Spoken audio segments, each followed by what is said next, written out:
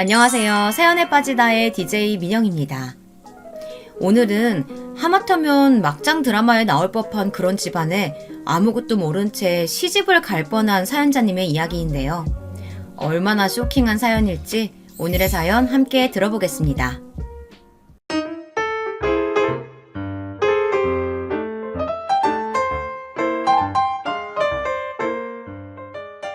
안녕하세요. 저는 30대 여자입니다. 인생이란 한치 앞도 모른다더니 그 말이 딱 맞았습니다.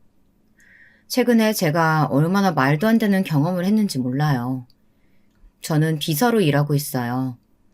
자산 규모가 최소 5천억 원 이상인 중견기업에서 회장님을 모시고 있습니다. 원래는 전혀 다른 일을 하다가 이 회사에 들어온 지도 벌써 10년 가까이가 되었네요. 가끔 제가 비서 일을 하고 있다는 게 신기할 때도 있지만 그래도 저는 보람을 느끼며 일하고 있습니다. 앞으로도 계속 비서 일을 하고 싶을 정도로요. 그런데 지금까지 일하면서 단 한 번도 느껴본 적 없었던 수치심을 느낄 정도로 힘든 사건이 최근에 있었어요. 오늘 바로 그 사건에 대해 이야기하려고 합니다. 저에게는 이제 만난 지 10개월 정도 된 남자친구가 있어요. 친구들과 여름 휴가 때 놀러 갔던 바닷가에서 남자친구를 처음 만났습니다. 부끄럽지만 흔한 말로 헌팅으로 만났어요. 남자친구는 처음부터 제게 적극적으로 다가왔어요. 휴가가 끝나고 나서도 제게 따로 연락이 와서는 자꾸 만나자고 하더라고요. 사실 저는 연애까지 할 생각은 없었습니다. 휴가지에서 서로 아무것도 모르는 상태로 만났으니 사실 좀 진지하게 만나지기는 꺼려지더라고요. 거기다가 남자친구가 저보다 4살이나 연하이기도 했고 워낙 외모도 호감형이라 여자들에게 인기도 많을 것 같아 보였거든요. 주변 친구들은 잘생긴 애다가 연하면 더 좋지 뭘 고민하냐고 했지만 사실 저는 진지한 연애를 하고 싶었어요. 결혼도 빨리 하고 싶었거든요. 그런데 저보다 연하에 인기도 많은 젊은 남자가 진지하게 연애할 생각이 있을까 싶어서 저는 연애를 시작하기 전부터 괜히 망설여지더라고요. 반면 남자친구는 굉장히 적극적이었어요. 처음 만났을 때부터 저와 결혼하게 될 것만 같은 운명을 느꼈다면서 저와 꼭 진지하게 만나보고 싶다더군요. 제 직업이 비서라는 얘기에 평소 정장 입은 여자가 이상형이었다면서 너무 멋있다고 만날 때마다 저를 추켜 세웠어요. 결국 저는 달콤한 말에 홀라당 넘어가고 말았습니다. 어느새 4살이나 어린 남자와 연인 사이가 되어버렸죠. 연애하기 전에는 몰랐는데 연애를 시작하고 나니 남자친구가 경제적으로도 좀 여유가 있나 보더라고요.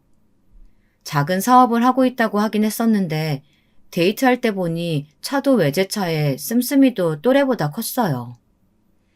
평소 명품도 고민 없이 턱턱 사고 제게 선물도 자주 사주더라고요. 제가 부담스러울 정도로 고가의 가방이나 구두도 만날 때마다 사줬어요. 저는 아무래도 좀 부담이 돼서 이야기했습니다. 사업이 어느 정도 잘 되는지는 모르지만 앞으로 결혼도 하고 아이도 낳으려면 지금부터 돈을 좀 모아둬야 하지 않겠냐고요. 그런데 제 말에 남자친구는 자신감이 넘쳐서 오히려 제게 아무 걱정하지 말라고 하더라고요. 자기는 든든한 아버지가 계시다고요. 사실 허세 부리는 것 같아 보일까봐 내가 자기한테 말은 안 했는데 우리 아버지가 건물주야. 요즘 건물주 시아버지가 최고인 거 자기도 알지? 남자친구가 30도 안 된 나이에 사업까지 하고 돈도 잘 쓰는 게 아버지께서 재력이 좀 있으신가 보더라고요. 그거 믿고 저렇게 자신감이 넘쳤던 거였어요. 저는 그런 점이 걱정이 되면서도 한편으로는 남자친구의 해맑음이 부럽기도 했어요. 저는 어릴 때부터 워낙 절약정신이 투철한 부모님 밑에서 자랐기 때문에 돈은 최대한 아낄 수 있는 만큼 아껴서 중요한 일에 쓰는 거라고 배우면서 컸습니다. 그래야 나이 들어서 남의 신세 안 지고 안정적으로 살 수 있다고요.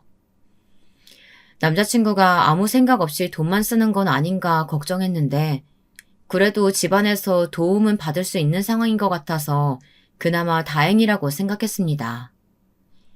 아직 제 결혼 상대로 마음에 쏙 드는 정도의 남자친구는 아니었지만 그래도 아직 나이가 젊으니 제가 옆에서 내조하면 미래를 생각해도 괜찮지 않을까라는 생각도 했어요.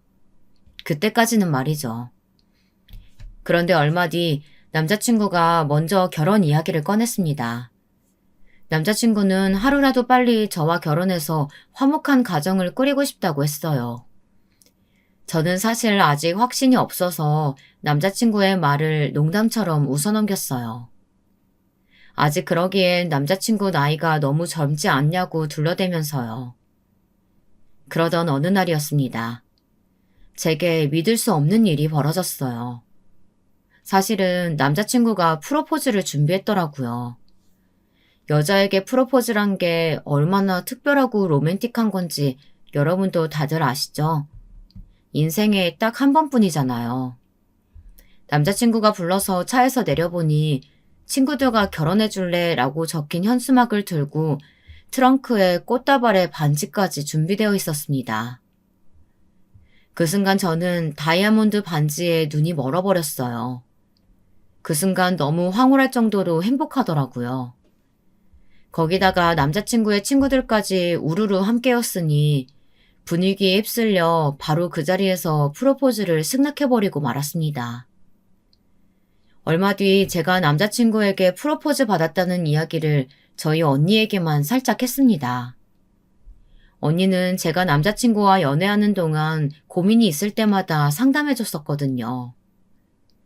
그러자 언니는 만난 지 얼마나 됐다고 벌써 결혼을 하냐며 조금 더 신중하게 생각하라고 했어요. 결혼을 하는 게 급하게 해서 좋을 게 없다면서요. 사실 저희 언니가 얼마 전에 이혼했어요. 결혼 3년 만에 형부가 바람을 피운 걸 알게 됐거든요. 남자는 겉만 봐선 몰라. 적어도 1년은 넘게 만나봐야 하는 거야. 시부모님 되실 분들도 꼭 먼저 만나봐야 되는 거고. 너 언니 말 새겨들어. 결혼은 현실이다. 언니는 결혼에 굉장히 부정적이었습니다. 원래도 제게 결혼은 미친 짓이라고 절대 하지 말라고 매일 입버릇처럼 이야기했거든요. 몇 년씩 연애하고 결혼해도 절대 모르는 게 사람 속이라면서 제게 신중하게 생각하라고 당부했습니다. 언니 말을 듣다 보니 제가 너무 결혼에 대해 쉽게 생각했나 싶었어요. 그러던 중 남자친구가 자신의 어머님에게 여자친구가 있다고 결혼하고 싶다고 말씀드렸더니 남자친구의 어머니께서 여자친구가 어떤 사람인지 궁금하다고 한번 놀러오라고 하셨다네요. 저는 벌써 남자친구의 부모님을 만나는 게 좀 어색했지만 그래도 이 기회에 예비 시부모님을 미리 만나보는 것도 좋을 것 같아서 그러겠다고 했습니다. 남자친구네 집은 제가 생각했던 것보다 훨씬 더 부자였어요. 집값 비싸기로 유명한 한남동에 2층짜리 전원주택이더라고요. 집 안에 들어갔더니 주방에서 일하시는 분들도 계셨어요. 그것도 한 분만이 아니라 적어도 3분은 넘게 계신 것 같더라고요. 엄마는 빨리 오라고 성하더니 또 어딜 나간 거야. 자기야, 그럼 우리 아버지한테 먼저 인사드리자. 아버지는 방에 계셔. 남자친구 어머니께서는 잠깐 외출하셨다가 들어오는 중이시라고 하더라고요. 저는 오히려 긴장이 좀 풀리는 것 같았어요. 사실 어른들을 만나뵐 생각에 티는 안 냈지만 많이 긴장했거든요. 남자친구는 아버지께 인사드리자고 하더니 저를 데리고 1층 가장 안쪽에 있는 방으로 데려갔습니다.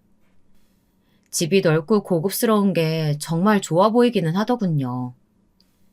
노크하고 방문을 열고 들어갔을 때 남자친구 앞이라 티를 낼 수는 없었지만 사실 놀랐어요. 커다란 방 안에는 병실에서나 볼 법한 침대가 가운데에 떡하니 있었거든요.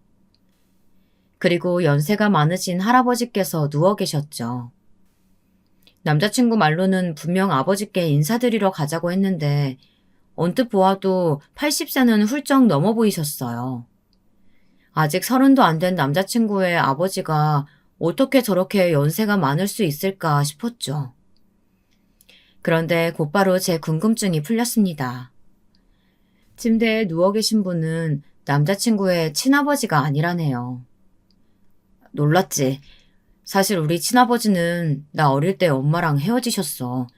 그리고 몇 년 전에 새아버지랑 재혼하셨거든. 그런데 재혼하시고 얼마 안 돼서 새아버지가 루게릭병에 걸리셨다는 걸 알았어. 그랬구나. 난 전혀 몰랐네. 너무 힘들었겠다. 두 분 사이가 워낙 좋으셔서 그래도 다행이야. 엄마가 지극정성으로 돌보셔서 그런지 그래도 아버지 증상이 더디게 나타나고 있거든. 지금도 간단한 의사소통 정도는 돼. 아버지, 제 여자친구예요. 예쁘죠? 저는 남자친구가 마냥 철없는 부잣집 아들인 줄 알았는데 이런 사연이 있는 줄은 몰랐습니다. 저는 마음이 너무 안 좋았어요. 겉으로 보기엔 언제나 밝아 보였는데 어머니와 단둘이 얼마나 힘든 시간을 보냈을까 싶어 마음이 쓰였습니다. 아버님 안녕하세요. 처음 인사드려요. 저 준우 씨 여자친구예요. 남자친구의 아버님은 저를 보고 웃으셨어요. 그러고는 작은 소리를 내며 반갑다고 하셨죠. 루게릭병 진단받은 지 꽤 오래되셔서 상태가 좋진 않았지만 그래도 혈색이나 표정은 굉장히 밝아 보이셨어요. 남자친구 말대로 어머님께서 열심히 간호하셔서 지금까지 잘 버티고 계신 것 같았습니다.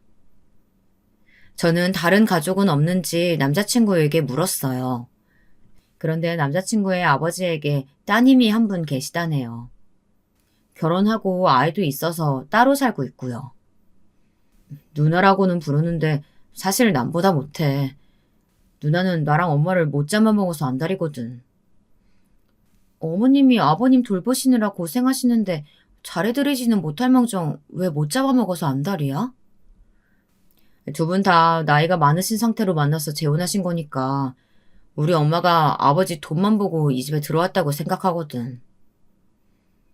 남자친구 이야기만 들었을 때는 남자친구와 남자친구의 어머니가 너무 안 됐다는 생각만 들었어요. 새아버지와 함께 행복하게 사시려고 재혼하신 걸 텐데 아버지는 저렇게 침대에만 누워 계시고 딸은 혹여나 재산이라도 가로챌까 싶어 의심만 한다니 얼마나 속상하실까 싶어서요. 그때 집에 돌아오신 남자친구 어머님을 뵙자마자 저는 너무 놀랐습니다. 선입견 가질 필요는 없지만 그래도 제가 생각했던 어머니의 모습과는 너무 달랐거든요. 남자친구의 어머님이 어디를 다녀오신 줄은 몰라도 머리부터 발끝까지 온통 다 화려했어요. 어깨까지 오는 붉은 머리에 커다란 선글라스를 머리에 끼고 화려한 보석 목걸이와 귀걸이를 치렁치렁 하셨더라고요. 의상은 말할 것도 없이 화려함의 극치였죠. 그리고 가장 중요한 건 어머님께서 굉장히 젊어 보이셨다는 거예요. 9연세에 얼굴이며 목에 주름 하나 없이 팽팽하시더라고요. 조금 전 2층에서 만나 뵌 남자친구의 새아버지와는 정말 부부 사이가 맞나 싶을 정도였어요. 조금 과장해서 부녀지간이라고 해도 믿을 수 있겠다 싶을 정도로요. 어머, 내가 손님 모셔놓고 늦었네. 너무 미안해요. 내가 다니는 병원 원장이 이 시간밖에 예약이 안 된다고 해서. 아니에요. 저희도 금방 왔어요. 그런데 병원에는 왜 다녀오셨어요? 어디 편찮으세요? 저는 혹시나 어머니께서 어디가 안 좋으신 건가 싶어서 걱정되어 물어봤는데 병원이 그런 병원이 아니더군요. 역시 나이를 거스를 정도로 팽팽한 피부를 유지하는 데에는 다 방법이 있었습니다. 사실은 내가 요즘 턱이 너무 처져서 주사 좀 맞느라고 늦었어요. 요즘 엄청 유명한 V라인 주사 그거 맞고 오느라고 조금 늦었지 뭐예요? 이제 보니 남자친구가 어머님을 닮은 거더라고요. 남자친구의 어머님도 해맑고 엄청 밝으셨어요. 애교도 많아 보이시더라고요. 저는 그때까지만 해도 남자친구 어머니께서 아버지를 돌보시느라 힘드셔서 본인을 꾸미고 가꾸는데 투자하시나 보다 생각했습니다. 그런데 이야기를 나누면 나눌수록 조금 혼란스러웠어요. 제가 생각했던 분이 아닌 것 같아서요. 아줌마, 집에 손님 왔는데 어쩜 아무것도 안 내놨어요? 도대체 뭐 뜨라는 거야? 내가 둘째 마누라라고 무시하지 말라고 했죠? 빨리 먹을 것도 좀 내와요. 어머니, 아까 커피 마셨어요. 저희가 위층에 올라가고 아버님 뵙는 동안에 다 치우셨나 봐요. 어머, 아가씨는 뭘 또 집안이라는 사람들을 걱정하고 그래. 비서라더니 남의 밑에서 일하는 사람들 보면 막 감정이입되고 그러나 보다. 동질감 느껴져서. 남자친구 어머님의 말투는 참 묘했습니다. 되게 말을 놓으시는 것도 굉장히 불편하게 느껴졌는데 저를 대하는 방식도 특이했습니다. 분명 남자친구가 제게 프로포즈했다는 이야기를 어머니한테 했다고 했어요. 그런데도 저를 아들의 여자친구 혹은 예비 며느리가 아닌 지나가다 우연히 만난 아가씨 정도로만 대하셨죠. 아무래도 제가 마음에 들지 않으시는 것 같았어요. 근데 아가씨가 들고 있는 가방, 그거 무슨 브랜드야? 난 난생 처음 보네, 그런 가방. 이거 브랜드 아니에요. 저는 원래 명품은 잘 몰라서 그냥 인터넷으로 예쁘면 사거든요. 어머, 그게 예뻐? 젊은 사람이 취향이 참 특이하네. 엄마, 우리 자기는 엄마랑 나랑 달라. 국민도 알지? 우리 자기 거기 나왔다니까? 완전 배운 여자야. 그래? 그렇게 좋은 대학까지 나오신 분이 왜 남의 밑에서 시중이나 듣는 일을 할까? 어머니, 사실 그게... 저는 제가 비서 일을 하는 이유에 대해서 남자친구 어머니께 설명드리려고 했습니다. 그런데 그때 갑자기 초인종 소리가 들렸어요. 주차장으로 차가 들어오는 소리라고 하더군요. 그 순간 남자친구의 어머니께서 분주해지셨습니다. 뭐가 그렇게 급한지 갑자기 방으로 들어가셨어요. 저는 무슨 일인가 싶어 남자친구를 바라봤는데 남자친구는 익숙하다는 듯 고개를 절레절레 흔들기만 하더라고요. 방에 들어가셨던 어머님이 금방 나오시긴 했는데 저는 어머님의 모습을 보자마자 좀 의아했습니다. 어머니께서 옷을 갈아입고 나오셨더라고요. 조금 전 방에 들어가셨던 어머님이 맞나 싶을 정도로 허름하고 낡은 옷으로 말이죠. 그때까지만 해도 저는 무슨 상황인지 이해가 되지 않았어요. 제게 브랜드 가방이 어쩌고 저쩌고 하시더니만 저런 시장에서나 살 법한 옷들이 어디서 났나 싶었죠. 잠시 뒤 남자친구의 누님이 등장하고 나니 대충 어떤 상황인지 알겠더군요.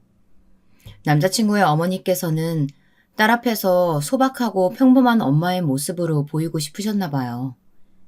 아무래도 남자친구의 누님이 어머니를 좋아하지 않는 상황이었으니 남자친구 어머니 입장에서는 괜한 꼬투리 잡힐 일은 하지 않으려고 하시는 거겠죠. 남자친구의 어머님은 저를 딸에게 아들 친구라고 소개했어요. 곧바로 남자친구의 누님이 제게 그럼 예비 며느리인 거냐고 물었지만 제가 말도 하기 전에 어머님께서 선을 딱 그으시더라고요. 아직 나이도 어린데 무슨 결혼이냐면서요. 남자친구는 그 앞에서 철딱서니 없이 프로포즈도 했다고 이제 곧 결혼할 거라고 말했습니다. 그러자 남자친구의 어머님 표정이 싹 바뀌셨어요. 저는 그 순간 분명 느꼈습니다. 어머니께서는 역시나 저를 마음에 들어하지 않으시는 거였죠. 남자친구 어머님은 제가 남자친구보다 연상이라는 게 가장 마음에 걸리시는 것 같았어요. 여자 나이 30대면 아이나 하나 금방 가지겠냐는 이야기까지 하시더라고요. 새어머니야말로 창피한 줄 모르고 환갑 앞두고서 백수 아들까지 달고 남의 집에 들어와 놓고 그런 걸 왜 따져요? 요즘 세상에 연상 연하가 뭐가 흠이라고요. 너는 무슨 그런 말을 하니? 그리고 우리 아들이 왜 백수야? 요즘 사업하잖아. 얘가 가만 보니까 완전 사업 체질이더라고. 투자금만 넉넉하면 금방 자리 잡을 거야. 지금 투자금이라고 했어요? 야, 너 김준호 아니고 이준우잖아. 너는 돈 때문에 아직 멀쩡히 살아계신 친아버지를 버리냐? 혹여나 정신없는 우리 아버지 옆에서 알짱거리면서 내 재산에 손댈 생각은 꿈도 꾸지 마라. 네 어머니 단속도 좀 잘하고. 저는 제가 아무래도 오늘 나를 잘못 잡았다 싶었습니다. 분위기가 아주 살벌하더라고요. 막장 드라마에서나 흔하게 나오는 장면인 줄 알았는데 가족끼리 재산 문제로 신경전을 벌이는 모습을 직접 제 눈으로 보게 될 줄은 몰랐어요. 아무리 그래도 제 눈에는 남자친구 누님이 너무하시는 것 같았어요. 제 남자친구가 돈을 달라고 조른 것도 아니고 딱히 잘못한 게 있는 것도 아닌데 뭘 저렇게까지 기를 죽이고 구박까지 하는지 이해가 되질 않았죠. 저는 남자친구가 안쓰러워서 혼났습니다. 아직 남의 집 일인데 제가 나설 수도 없는 노릇이고 말이죠. 남자친구 말이 처음부터 누님은 재혼을 반대했답니다. 남자친구 어머니께서 다 늙은 할아버지랑 재혼하려는 자체가 재산 빼앗으려고 하는 거라면서요. 그래서 재혼 전에 이미 이 집 명의를 누나 앞으로 돌렸대요. 그렇게 해주지 않으면 절대 재혼 허락 안 하겠다고 해서요. 잠시 뒤 남자친구의 누나가 돌아가고 저도 집에 돌아가려고 했습니다. 그래서 어머님께 인사를 드리려고 했어요. 어머님께서는 아버지가 누워 계신 방에 계시더라고요. 어머님은 제가 들어오는 것도 모르고 눈물을 쏟으시며 누워 계신 아버지에게 폭 안겨 계셨습니다.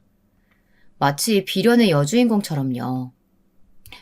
여보, 당신 딸내미가 나한테 하는 거 봤지? 제가 저런다니까. 당신이 빨리 일어나서 나랑 우리 아들 지켜줘야지. 남자친구 어머님의 애교에 아버님은 누워서도 미소를 지어 보이시며 좋아하셨습니다. 손가락까지 까딱거리시며 어머니의 어깨를 토닥여 주시더라고요. 저는 그때까지만 해도 두 분 사이가 너무 좋아 보인다고 생각했습니다. 그런데 저는 잠시 뒤 온몸에 소름이 돋았습니다.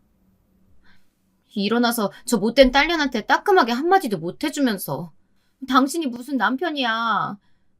그러니까 그때 말한 그 건물은 꼭 우리 아들 앞으로 해줘야 돼. 알았지? 나랑 약속해. 응? 정말 어머님의 말귀를 다 알아듣기는 들으신 건지 남자친구의 아버지께서는 고개를 끄덕이셨습니다. 그러자 어머님은 눈물을 쓱 닦으시더니 아버지의 이마에 쪽 입을 맞추셨어요. 그러고는 곧바로 어딘가로 급하게 전화를 거셨습니다. 나예요. 지금 당장 우리 남편 건물 증여 관련 서류랑 유언장 가지고 우리 집으로 바로 와요. 지금 당장. 저는 놀라서 그대로 방을 나왔습니다. 사실 겁이 났어요. 제가 지금 제 눈으로 본 상황이 무슨 일인가 싶어서요. 저는 이 일을 남자친구에게 말해야 하나 말아야 하나 고민이 됐습니다. 하지만 말하지 못하겠더라고요. 남자친구는 조금 전 누님이 왔다 간 일만으로도 상처를 받은 것 같아 보였는데 어머니의 일까지 이야기하면 많이 속상해할 것 같았죠. 혼란스러운 와중에 남자친구 어머니께서 제가 혼자 거실에 있을 때 제게 오시더니 그만 돌아가 달라고 하셨어요. 어머, 아직도 있었어요? 나이도 먹을 만큼 먹은 아가씨가 눈치가 없네요. 우리가 집안일로 정신이 없어서 외부인은 좀 나가줬으면 좋겠는데. 저는 말문이 막힌 채로 남자친구 어머니에게 꾸벅 인사를 드리고 집을 나왔습니다. 남자친구에게는 먼저 집에 간다고 메시지만 보냈어요. 제가 말도 안 하고 가버린 걸 알면 서운해할 것 같아서요. 그런데 이게 웬일일까요? 그날 저녁 남자친구에게 전화가 와서 나가보니 편의점에서 혼자 술을 먹으며 펑펑 울고 있더라고요. 저는 무슨 일인지 물었습니다. 몇 시간 전 제가 돌아간 이후에도 무슨 일이 있었나 보더라고요. 남자친구 말이 누님에게 전화가 왔는데 전화를 받자마자 자신에게 욕을 퍼부었답니다. 내가 네 엄마 단속 잘하라고 했지? 이 집안에 너희 모자지간 편은 아무도 없어. 네 엄마한테 똑똑히 전해. 우리 아빠 변호사가 건물 증여 서류 가지고 너희 엄마한테 갈 일은 절대 없다고.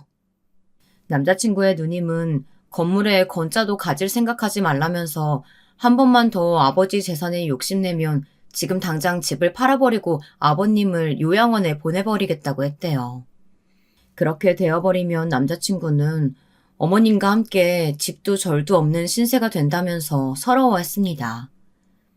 자신은 누나와 아버지와 진짜 가족처럼 잘 지내고 싶은데 어디서부터 어떻게 잘못된 건지 모르겠다네요.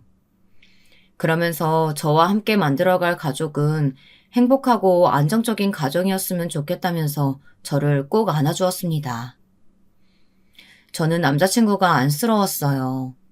어릴 때 아버지와 헤어지고 나서 줄곧 어머니와 단둘이서만 지내다가 이제야 가족이 생겨 좋았을 텐데 그런 가족에게 인정받지 못하고 있으니 속상할 만하다고 생각했죠. 저는 제가 그런 가족이 되어줘야겠다고 마음먹었습니다. 물론 제가 남자친구와 가족이 되면 남자친구 어머니와도 가족이 돼야 한다는 점을 제가 감수해야겠지만 그때까지만 해도 노력하면 할 수 있을 거라고 생각했어요. 그만큼 저도 남자친구와 화목한 가정을 꿈꿨으니까요. 명절 연휴에 남자친구가 둘이 여행을 가자고 했어요. 친구가 여자친구와 가려고 호텔 예약을 해뒀는데 일이 생겨 못 가게 됐다고 해서 남자친구가 양도를 받았다네요. 저희 부모님은 명절 때 항상 두 분이 여행을 가시기 때문에 저는 상관없었지만 남자친구는 그래도 아버지께서 몸도 안 좋으시고 하니 가족들과 함께 보내야 하는 거 아닌가 걱정이 돼서 물었습니다. 그런데 남자친구는 괜찮다고 하더라고요. 앞으로 결혼하게 되면 명절에 여행 가기 어려울 수도 있으니 지금 아니면 언제 가보겠냐면서 이번엔 꼭 둘이 가고 싶다고 보채더라고요. 그렇게 저희는 여행을 갔습니다. 남자친구가 말한 호텔은 생각보다 너무 좋았어요. 비용도 비용이었지만 알고 보니 시즌에는 예약하기도 힘든 호텔이더라고요. 그런데 체크인을 하다 보니 예약자 이름이 누가 봐도 여자 이름이었습니다. 남자친구 말이 친구 여자친구 이름이라고 하더라고요. 저는 그러려니 했습니다. 여행은 즐겁게 잘 다녀왔어요. 그런데 여행을 마치고 집에 올라오는 길에 남자친구가 어머니와 통화를 하더라고요. 그런데 어머니께서 얼마나 소리를 지르시는지 목소리가 핸드폰 밖 제 귀에까지 다 들렸어요.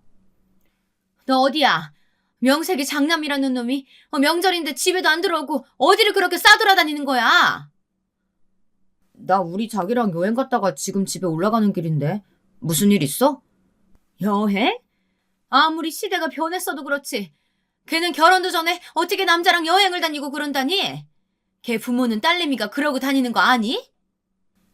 엄마는 무슨 어울리지도 않게 그런 고루한 얘기를 해요. 어차피 나랑 우리 자기는 결혼할 사이라 그런 걱정 안 해도 돼요.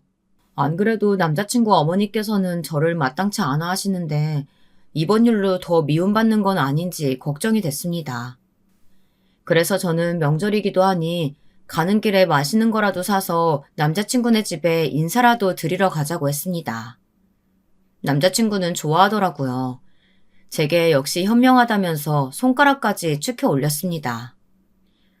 저는 남자친구가 좋아하는 모습을 보니 좋았어요. 지금아 생각해보면 제가 참 순진했죠. 제가 조금 더 노력하면 남자친구와 화목한 가정을 꾸리는데 한 발 더 다가가는 거라고 생각했습니다. 그런데 그게 생각처럼 쉽지 않더군요. 제 남자친구의 어머니는 생각보다 훨씬 더 이상한 분이셨어요. 겪으면 겪을수록 제가 절대 넘을 수 없는 높은 산처럼 느껴졌습니다. 제가 집에 온 게 달갑지 않으신지 남자친구와 함께 들어온 저를 보자마자 인상을 구기셨어요. 저는 한번 꾹 참았습니다.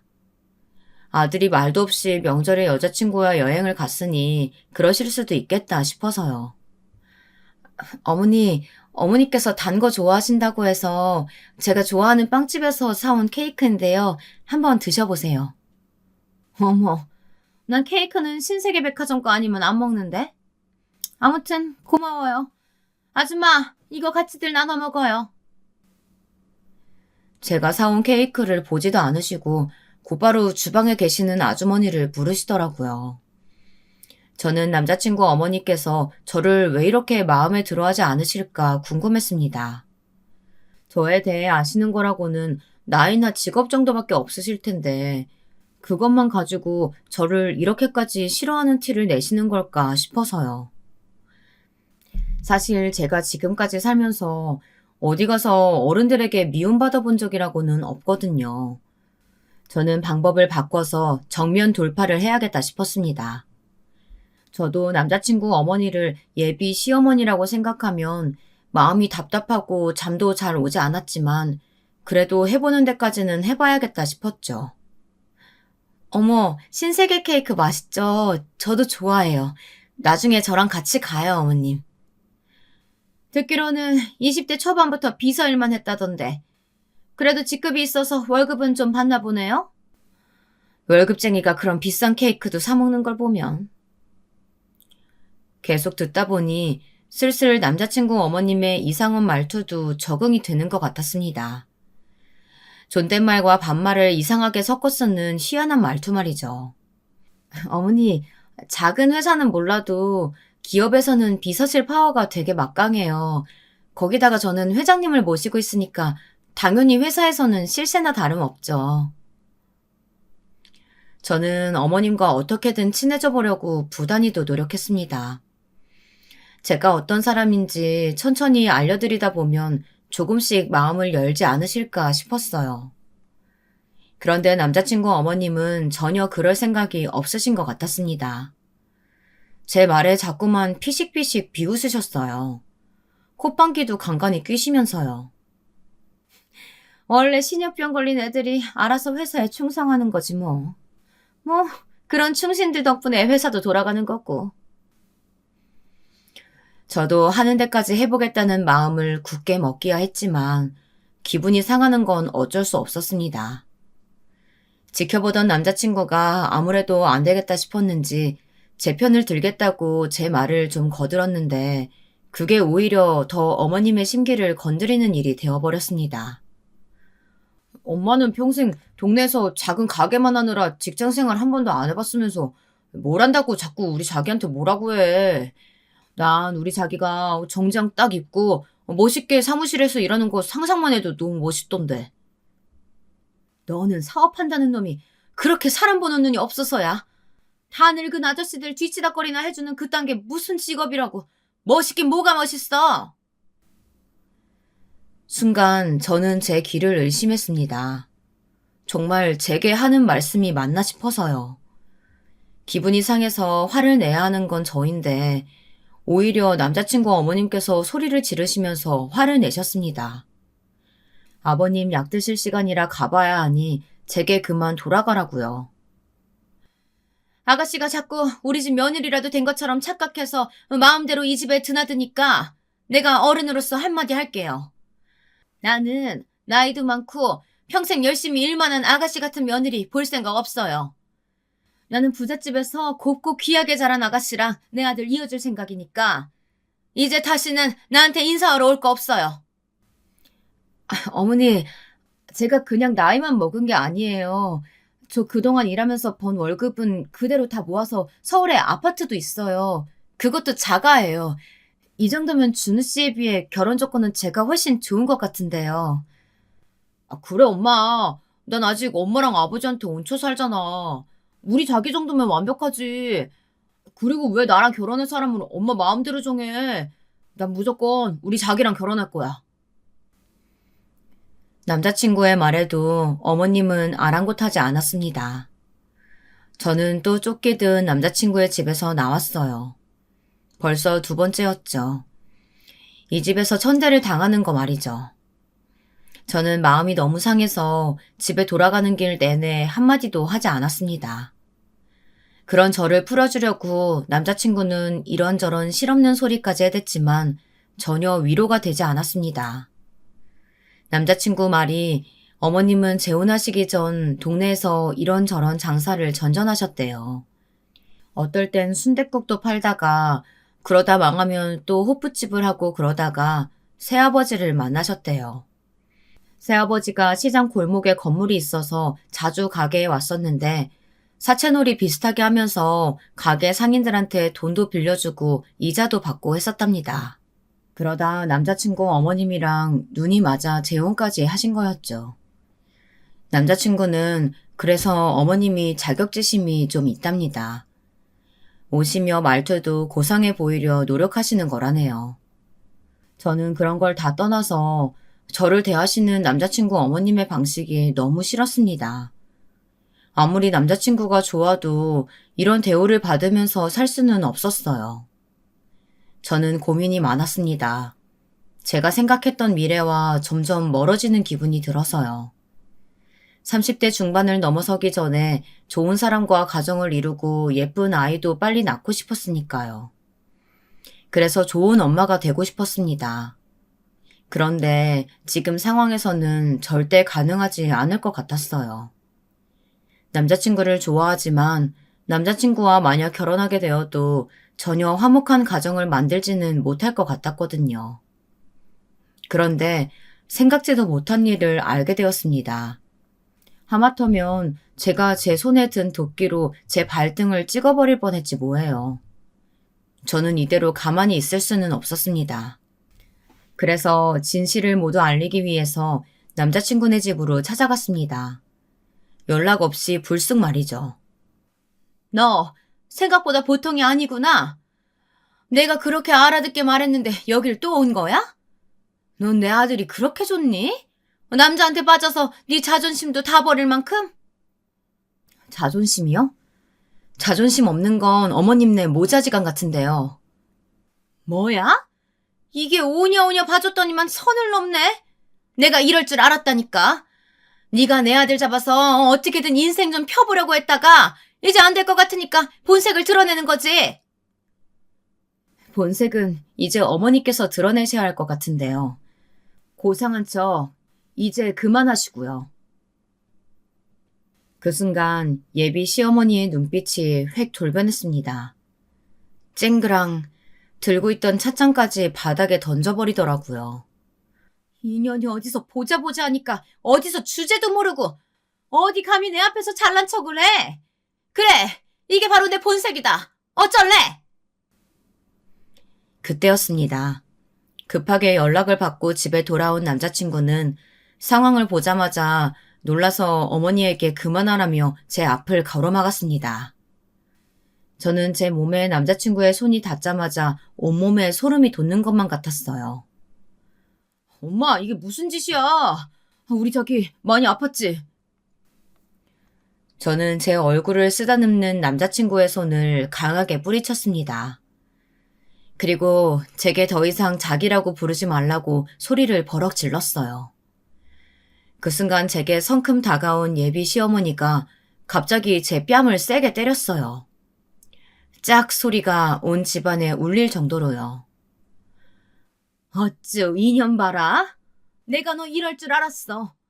내 아들이 뭐가 모자라서 니년처럼 나이도 많고 커피 타는 천한 여자애랑 결혼을 하니? 난 절대 너 같은 며느리 볼 생각 없다. 예비 시어머니의 몰상식한 행동에 결국 저는 터져버리고 말았습니다. 오늘의 하이라이트는 조금 더 아껴두려고 했는데 안 되겠더군요. 지금 말 다 했어요? 그래, 말 다 했다. 그러니까 말귀 다 알아들었으면 우리 집에서 그만 썩 꺼져. 너 같은 건 길거리에 나가면 널리고 널렸어. 원래도 제정신 아닌 집구석인 거야 알고 있었지만 이 정도일 줄은 몰랐네. 예비 시어머니는 제 말에 눈을 번쩍 뜨고는 또 제 뺨이라도 내리치려고 하는지 다시 달려들었습니다. 한 대야 어쩌다 맞아줬다고 해도 두 대는 맞아줄 수 없었죠. 더군다나 이런 말도 안 되는 꽃뱀한테 말입니다. 저는 제 얼굴로 날아오는 예비 시어머니의 손을 낚아챘어요. 소시적 유명한 꽃뱀이라길래 돈 냄새는 기가 막히게 맡겠다 싶었는데 이제 감이 아예 떨어졌나 봐요? 나더러 커피나 타는 천한년이라고요? 웃기시네. 내가 모신다는 우리 회사 회장님이 바로 우리 친아빠예요. 제 말에 예비 시어머니도 남자친구도 얼마나 놀랐는지 한참을 멍하니 있더군요. 그럴 만도 했습니다. 제가 꽃뱀이라고 말한 것도 놀라웠겠지만 제일 놀란 건 제가 다니는 회사가 저희 아버지 회사라는 거였을 거예요. 지금까지 그렇게 무시했던 제가 회장 딸이라는 사실 말이죠. 자기야, 그게 무슨 말이야? 설마 지금까지 나 속인 거야? 속이긴 내가 뭘 속여. 굳이 내가 우리 아버지 회사 일까지 너한테 이야기해야 돼? 아무리 그래도 어떻게 그런 걸 얘기 안 할 수가 있어. 설마 날 못 믿은 거야? 내가 자기가 돈 많은 집 딸인 거 알면 어떻게 할까 봐? 왜? 이제와 생각하니 아쉬워? 이럴 줄 알았으면 그 돈 많은 유부녀 비위 맞춰가면서 힘들게 빨대 꽂을 필요 없었는데. 뭔 소리야? 유부녀라니. 남자친구는 순간 말까지 더듬으며 당황했습니다. 제가 평생 모를 줄 알았나 보더라고요. 이게 도대체 무슨 막장 전개냐고요. 제 남자친구는 제가 알던 사람이 아니었습니다. 저를 사랑한다는 달콤한 말로 현혹하면서 뒤로는 더러운 짓을 일삼고 있었어요. 물론 저도 남자친구에게 말하지 않은 게 한 가지 있기는 했습니다. 제가 지금까지 10년 넘게 비서로 일한 회사는 아버지 회사였어요. 저는 아버지의 비서로 근무했습니다. 사실 저희 아버지께서 심장 수술을 2번이나 받으셨어요. 선천성 심장 기형으로 희귀한 병이라서 어린 시절부터 제대로 달리기 한번 해보신 적이 없는 분이셨죠. 수술을 2번이나 받으시면서 많이 좋아지셨지만 그래도 매일 드셔야 하는 약도 있고 수시로 건강 체크가 필요한 분이세요. 어릴 적 어머니를 따라 병원에서 보낸 시간이 많았는데 저는 그렇게 간호사 선생님들이 멋있어 보이더라고요. 그래서 저는 명문대 간호과에 힘들게 들어갔습니다. 졸업하고 아주 잠깐 병원에서 근무하다가 아버지의 부탁으로 회사에 들어왔습니다. 당시에 아버지의 건강 상태가 좋지 않으셨거든요. 그래서 남자친구와 남자친구 어머니가 대단하다고 생각했어요. 아무리 좋아서 재혼하셨다지만 재혼하자마자 루게릭병 판정을 받으신 건데 곁에서 평생 돌보기로 하셨다는 게 쉽지 않은 결정이라는 걸 저는 잘 알고 있었거든요. 저는 아버지의 친딸인데도 사실 비서 일을 시작하기 전에 많이 고민했었어요. 아버지를 위해 제 꿈까지 접어야 한다는 게 속상했었거든요.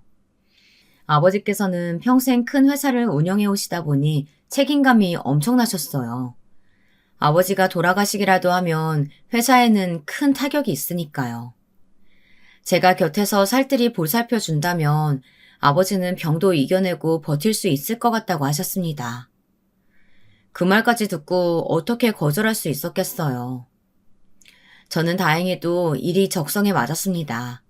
일하는 내내 좋았어요.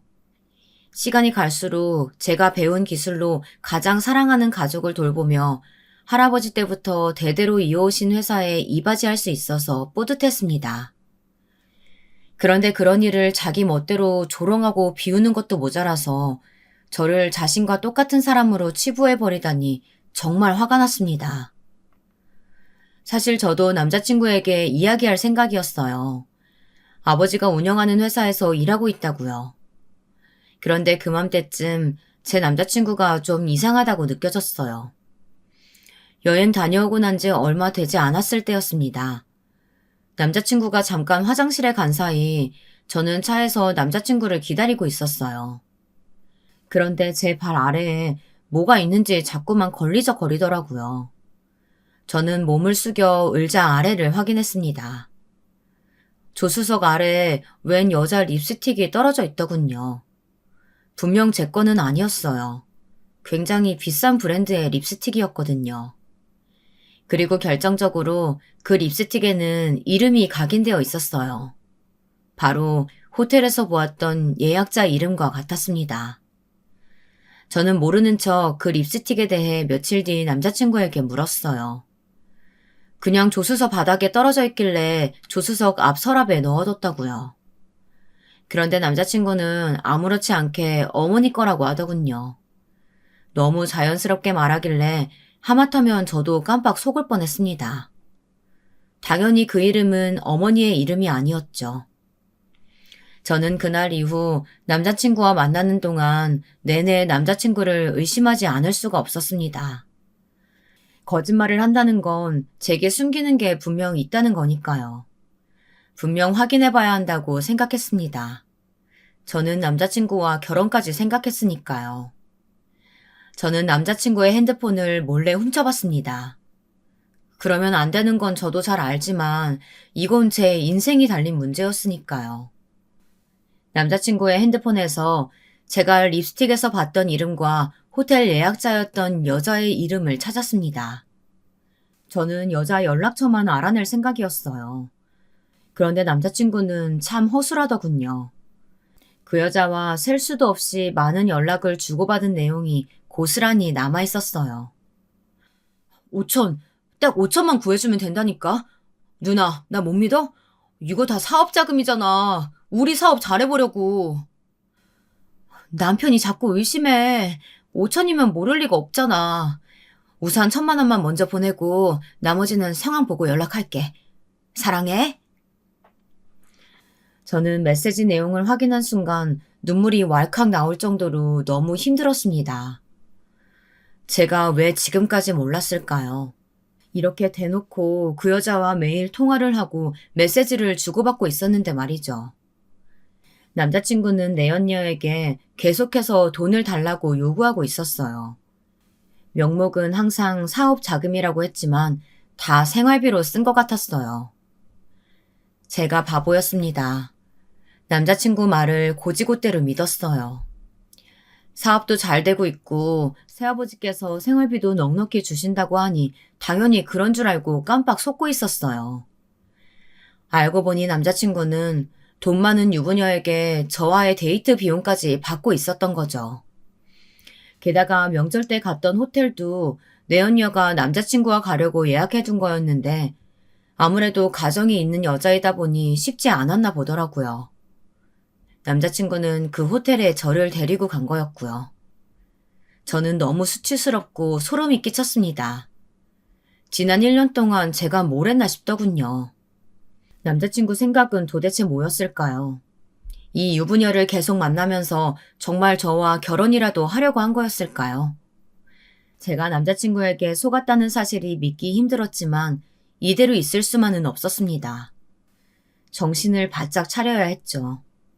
저는 눈물을 훔치고 남자친구가 오기 전에 재빨리 핸드폰에 화면을 저장했습니다.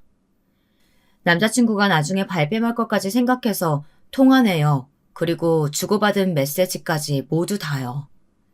저장한 사진을 제 핸드폰으로 전송했어요.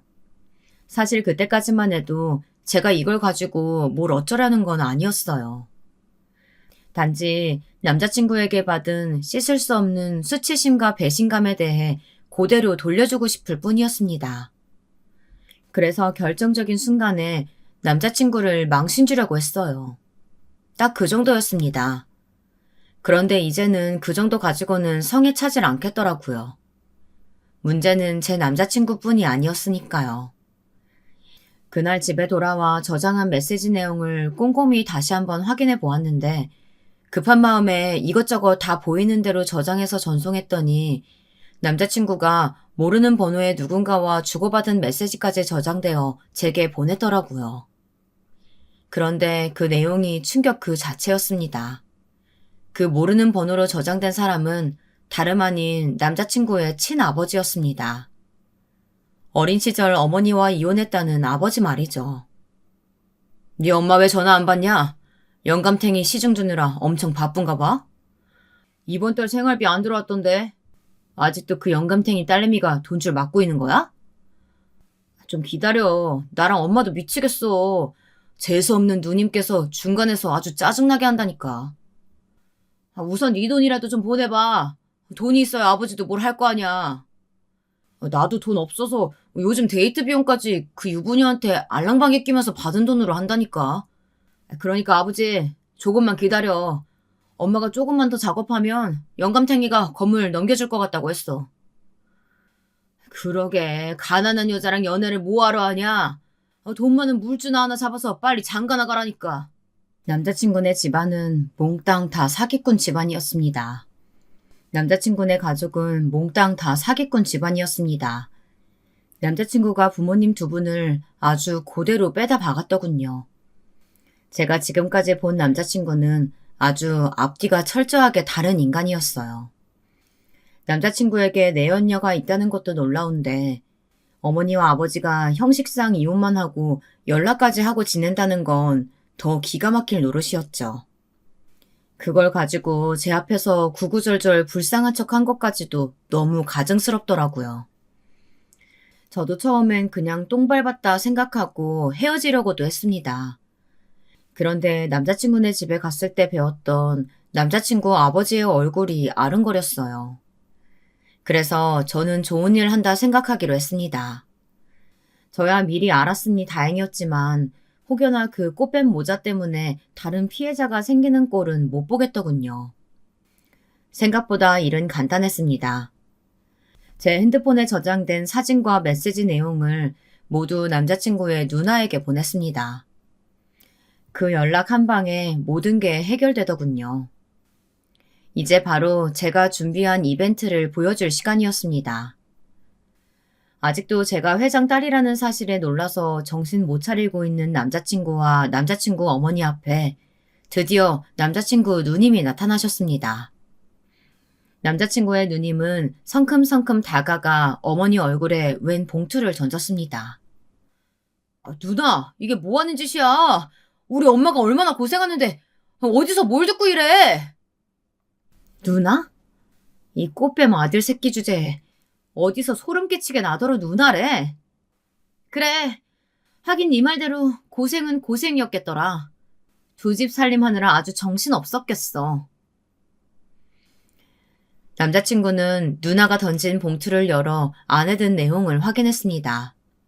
사진이 우수수 떨어졌어요.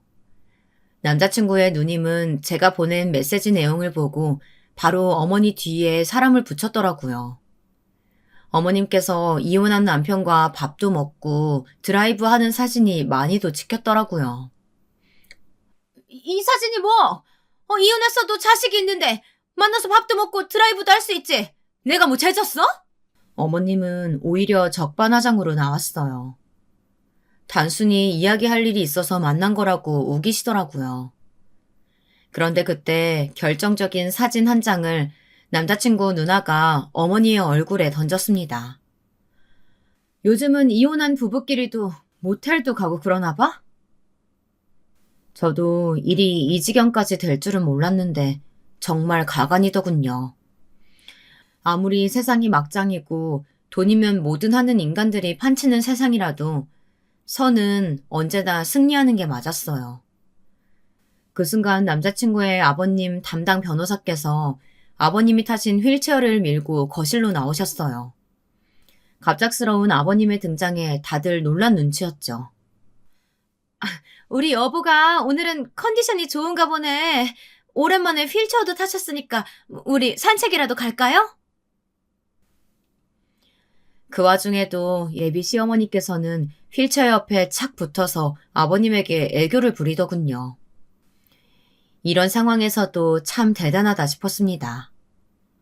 머리가 나쁜 거야? 아니면 눈치가 없는 거야? 내가 방금 던진 사진 못 봤어요? 설마 내가 이걸 보고도 가만히 있을 거라고 생각하는 거예요? 당연히 여기 오기 전에 아버지랑 변호사한테 먼저 보냈지. 뭐야? 벌써 보냈다고? 누나, 도대체 왜 이래?